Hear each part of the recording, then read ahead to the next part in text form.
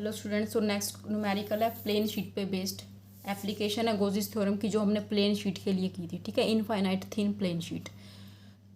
तो पहले वहाँ से टॉपिक करना, उसका जो फॉर्मूला है वो चीज़ पता होनी चाहिए हमें, फिर हम न्यूमेरिकल सोल्व करेंगे।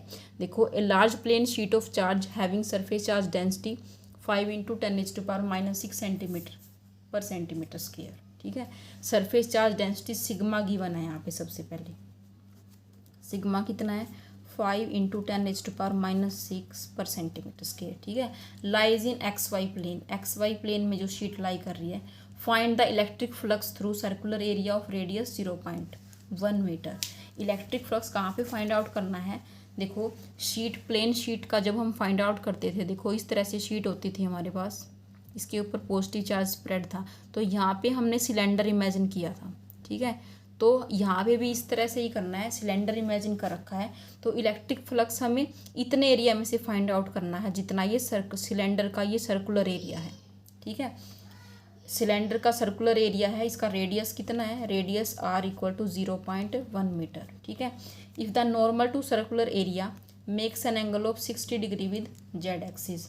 यहाँ पे नॉर्मल में और जेड एक्सिस में दिया हुआ है एंगल 60 डिग्री, यानी एंगल किसके बीच में होता है, थीटा, और एंगल किसके बीच में होता है, नॉर्मल में और इलेक्ट्रिक फील्ड में। यानी कि जो इलेक्ट्रिक फील्ड है यहाँ पे जेड एक्सिस के अलोंग है, तो यहाँ पे जो थीटा है 60 डिग्री है। ठीक है, ये चीज़ें क्लियर। अब जो गिवन है वो हमें पता लग गया, तो आगे बहुत आसान सा है। देखो, फ्लक्स फाइंड आउट करना है, नेट फ्लक्स फाई। तो फाई कितना हो जाएगा, EdS इंटीग्रेशन ओवर सरफेस ले लो, इसको S ले लो। ठीक है, सरफेस S ले लिया हमने, तो ये हो जाएगा इंटीग्रेशन E.ds। क्लियर, यहाँ पे अभी डॉट प्रोडक्ट है। फिर इसको जब सोल्व कर देते हैं तो EdS कोस एंगल कितना है यहाँ पे 60 डिग्री का।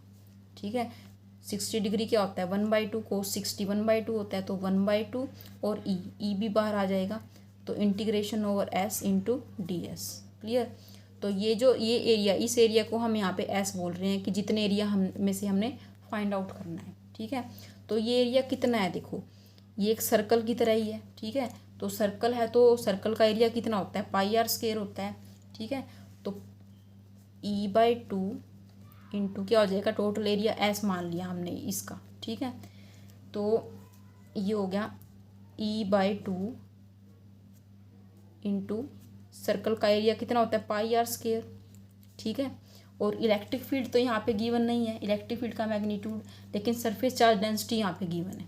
ठीक है, सरफेस चार्ज डेंसिटी गिवन है, तो हमें पता है कि जो इलेक्ट्रिक फील्ड होती है गोजिस थ्योरम के अकॉर्डिंग,